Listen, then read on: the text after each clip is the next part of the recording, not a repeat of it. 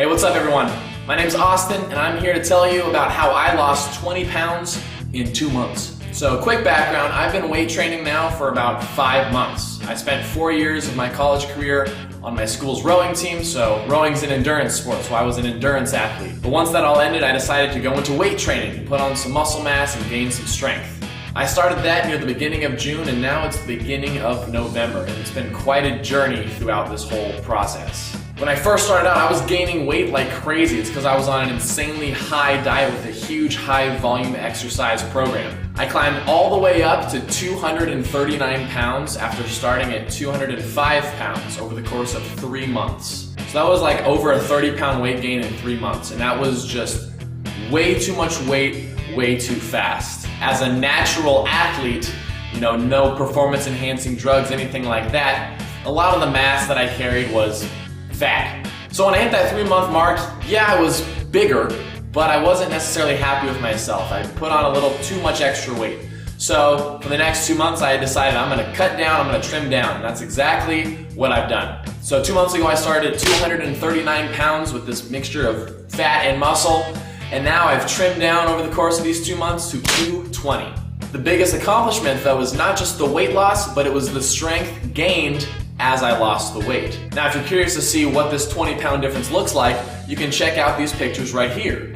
Pretty evident that I definitely trimmed down quite a bit. Now I'm a really tall guy, I'm 6'8", so 20 pounds on me is not necessarily gonna look the same as 20 pounds on someone else. But regardless, I got leaner, trimmer, and I feel a lot healthier and more active and back to sort of how I felt as an athlete when I was rowing. There were 2 main factors that really attributed to this success. The first thing was that I maintained my intense exercise routine. Sticking with 5 to 6 days of resistance training per week is something that I've done since I started this. And maintaining this high volume of exercise and a lot of stress onto my body has forced my body to become stronger even though I've been in a caloric deficit. Which brings me to my second point, the caloric deficit. I had definitely gone way overboard with my diet when I had first started bulking. I was doing around a 7,000 calorie a day diet, which back when I was on the rowing team was only a little more than I was actually doing back then. However, weight training burns a lot less calories than rowing does.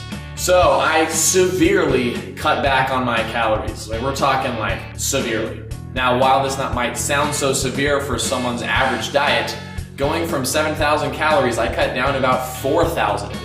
Like I said, for most people that probably sounds like a ton of calories, but for me it was something that I really wasn't used to, and more importantly my body wasn't used to it. Being in a caloric deficit is tough.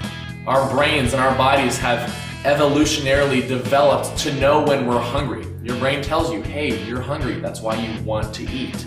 Now I'm not saying you should go starve yourself, but having that feeling of hunger is something that I think a lot of people experience when they diet down. That's something that was tough to cope with at first, but as the weeks went by, it became easier and easier, and the weight just started to fall right off. Now, a lot of people might be wondering, what kind of calories did you cut?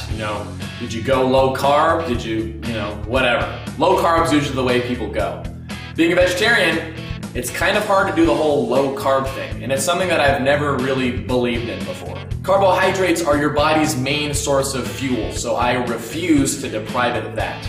Having a high-intensity exercise routine while also being a personal trainer, which is an extremely active job, a job where you're very much on your feet for the entire day, you need energy to be able to do these tasks and to keep your body healthy.